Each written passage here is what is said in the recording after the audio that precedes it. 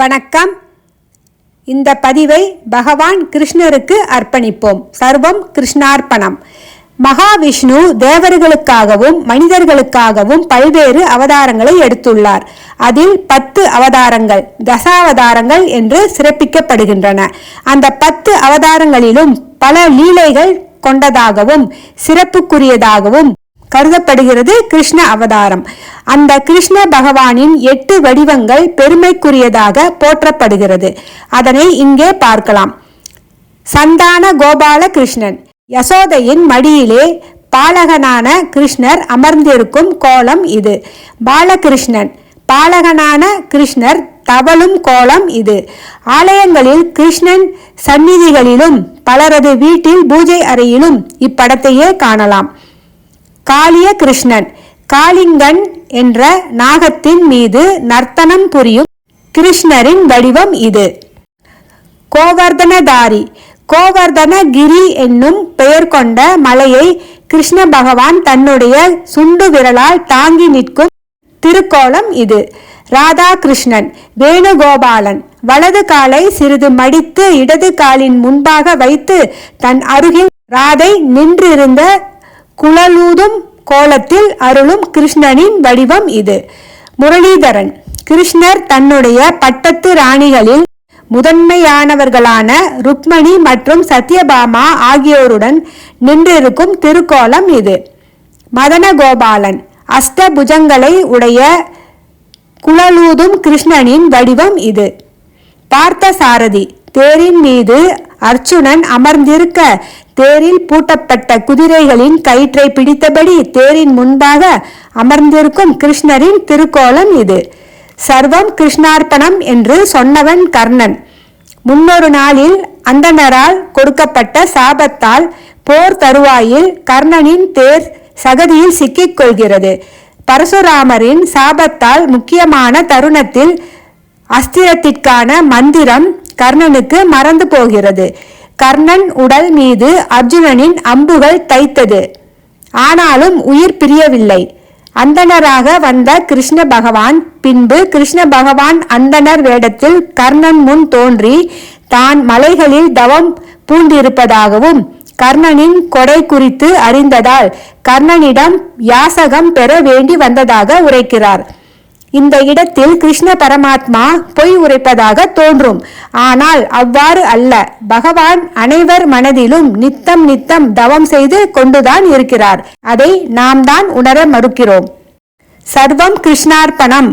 யாசகம் கேட்டு வந்திருப்பது அந்தணர் அல்ல, கிருஷ்ணர்தான் என்றுணர்ந்த கர்ணன், என்னிடம் இல்லாததை கேட்டு என்னை இல்லை என்று சொல்ல வைத்து விடாதே என்று அந்தணர் வேடம் பூண்ட கிருஷ்ண பரமாத்மாவை பணிக்கிறான். கிருஷ்ணரும் நீர் செய்த புண்ணியத்தை கொடுப்பாயா என்று வினவினார். அதற்கு கர்ணன், நான் செய்ய போகும் புண்ணியம் அனைத்தையும் உனக்கு தருகிறேன் என்று இதயத்தில் தைத்த அம்பை எடுத்து தனது குருதியின் வாயிலாக தர்மம் செய்கிறான். அந்த சமயத்தில் கிருஷ்ணரை பார்த்து சர்வம் கிருஷ்ணார்ப்பணம் என்று கூறுகிறான். யாசகத்தை பெற்றுக்கொண்டு தனது விஸ்வரூபத்தை கர்ணனுக்கு காட்டுகிறார். கர்ணன் பரவச நிலை அடைந்து எனக்கு முக்தி வேண்டும், அப்படி முக்தி இல்லை என்றால் வரும் பிறப்புகளிலும் இல்லை என்று சொல்லா இதயம் வேண்டும் என்று வரம் கேட்கிறான். கிருஷ்ணரும் அருள்கிறார். இங்கே யாசகம் கொடுக்கும் போது கிருஷ்ணரின் கை தாழ்கிறது, கர்ணனின் கை உயருகிறது. கர்ணனுக்கு ஒரு ஆசை உண்டு. அது யாதெனில், எல்லாருக்கும் யாசகம் செய்தாயிற்று, கிருஷ்ண பகவானுக்கு மட்டும் யாசகம் செய்யவில்லை என்பதுதான். பகவான் கிருஷ்ணன் தன் பக்தனுக்காக இங்கே தன்னை தாழ்த்திக் கொள்கிறார். சர்வம் கிருஷ்ணார்ப்பணம். நாம் எந்த வேலை செய்தாலும் அதை கிருஷ்ணருக்கு அர்ப்பணம் செய்தால் அதை அவர் நிச்சயம் மனமுவந்து ஏற்றுக்கொள்வார். ஒரு சிறிய கிராமத்தின் மத்தியில் அழகான ஒரு கிருஷ்ணர் கோயில். அங்கு அர்ச்சகரும் அவரிடம் வேலை பார்த்து வரும் சிறுவன் துளசிராமனும் காலை 4 மணிக்கே கோயிலுக்கு வந்து விடுவார்கள். துளசிராமனுக்கு கோயில் தோட்டத்து பூக்களை எல்லாம் பறித்து மாலையாக தொடுத்து தர வேண்டிய பணி. கிருஷ்ண பகவானே கதி என்று கிடக்கும் துளசிராமனுக்கு அந்த பூ பறிக்கும் நேரமும் கிருஷ்ணரின் நினைப்புதான். கிருஷ்ணார்ப்பணம் என்று மனதில் சொல்லியபடி பூக்களை பறித்தான். 10-15 மாலைகள் கட்டி முடித்தவுடன் ஏதோ அவனே கிருஷ்ணருக்கு சூட்டி விடுவது போன்ற மனதிற்குள் நினைத்து கொண்டு அர்ச்சகரிடம் கொடுத்து விடுவான்.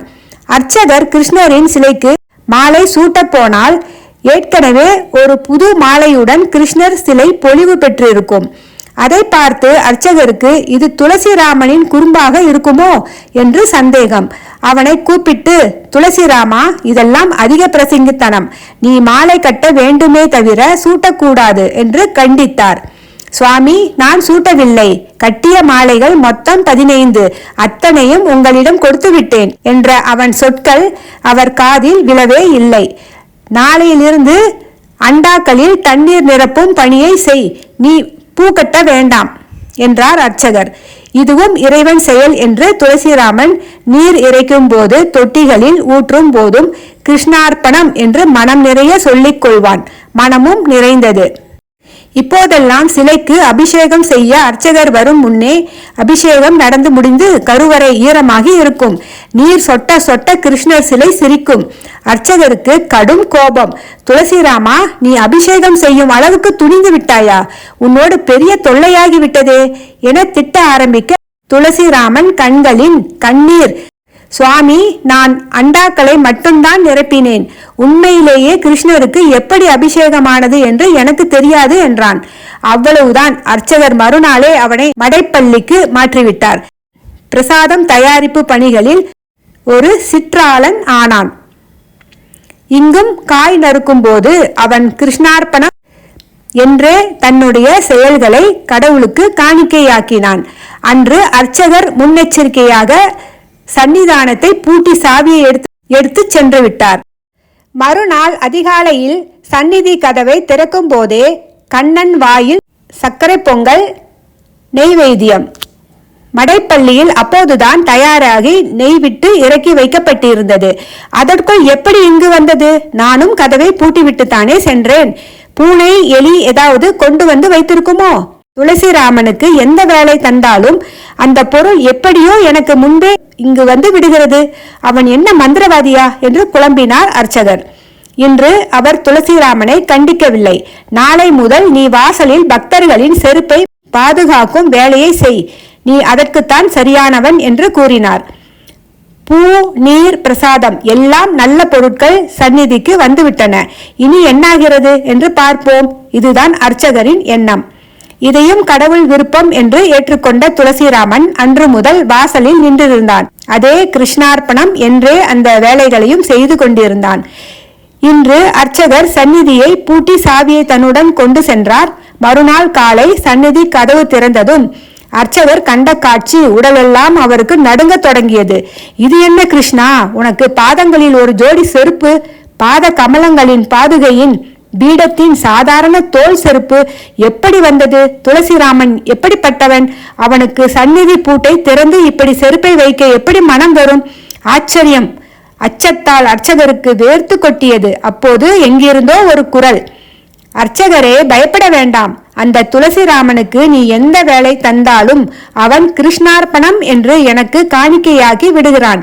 அப்படி அன்போடு அவன் தரும் காணிக்கையை நான் மனமுவந்து ஏற்றுக்கொண்டேன். நினைவெல்லாம் எங்கோ இருக்க செய்யும் பூஜையை விட எதை செய்தாலும் எனக்கு காணிக்கையாக்குபவனின் அன்பை நான் ஏற்றுக்கொண்டேன். துளசிராமன் ஒரு யோகி. அவன் அன்பு எனக்கு பிரியமானது என்றது அந்த குரல். கிருஷ்ண பகவானின் இந்த குரல் கேட்டு வாசல் பக்கம் ஓடி வந்து அந்த யோகி துளசிராமனின் கால்களில் நெடுஞ்சான் கிடையாக விழுந்து வணங்கினார் அர்ச்சகர். நாம் எந்த வேலை செய்தாலும் அதை கிருஷ்ணருக்கு அர்ப்பணம் செய்தால் அதை அவர் நிச்சயம் மனமுவந்து ஏற்றுக்கொள்வார். சர்வம் கிருஷ்ணார்ப்பணம். நன்றி.